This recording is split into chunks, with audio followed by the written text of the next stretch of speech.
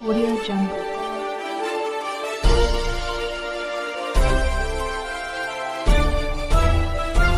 Audio Jungle.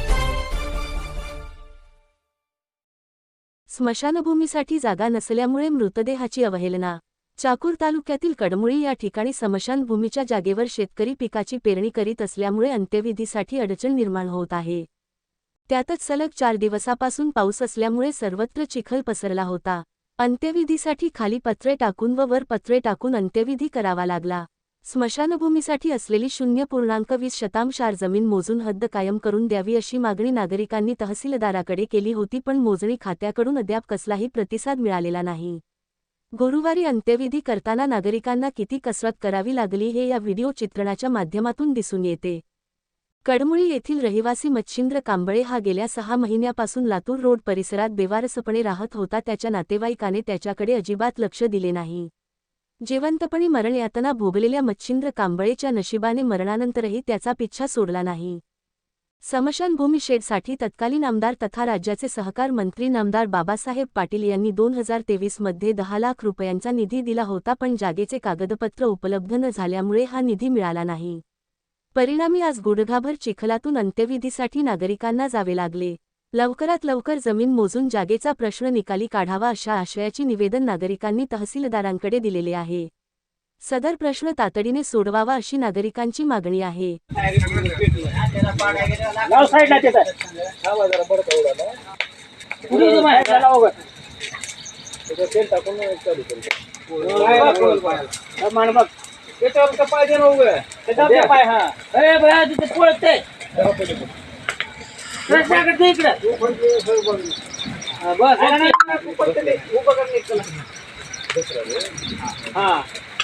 अरे दिले मार भाई त्याच्यावर थोडं मच्छिंद्रनं परेशान केलं सगळ्याला.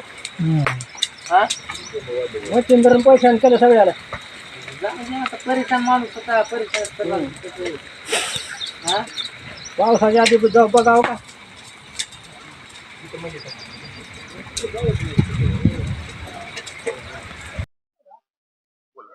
तुमचं काय नाव आहे?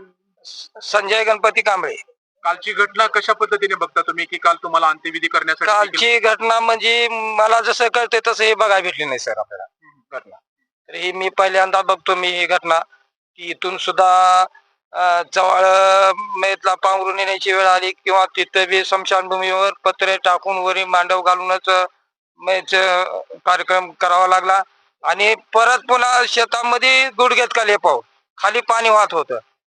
काही जणांना असं वरी येता आलं नाही की आम्ही मैत न्यायची तरी कशी, त्याला रस्ता नको काय नको. आज बरेच दिवशी पिढ्यानपिढी चालत आलेला आहे. त्याच्यावर पेरणूक आमचे शेतकरी पेरतेत. वादावादी शेवटी समजे शासनाचं काय म्हणणं आहे? मागणं काय तुमचं आता? मागणी का आम्हाला कंपाऊंड वॉल करून द्यावं आणि शेड मारून द्यावं. नाही झाल्यावर आम्ही रस्त्यावर येऊ. काय नाव आहे बाबा? पंडित यादव कांबळे. किती वर्ष झाली तुम्हाला वय? 60. आतापर्यंत ही घटना अशी घडली होती का कधी?